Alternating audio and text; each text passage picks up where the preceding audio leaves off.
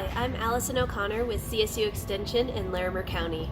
We're here at the Windsor Gardener, and spring has sprung because you can see all of the incredible hanging baskets they have. If you're going to bring a hanging basket into your home, here are some tips. First of all, make sure you're picking plants that fit your exposure. Plants like petunias need full sun. There are other plants like fuchsia that prefer more shady locations. Hanging baskets also need to be watered at least once a day, if not twice a day, during the heat of the summer. And in order to keep your plants blooming, it's important to fertilize on a regular basis.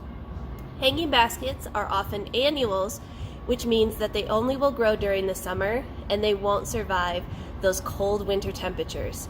So if you want to keep them, you can try to bring them inside or just consider them a seasonal gift on your porch.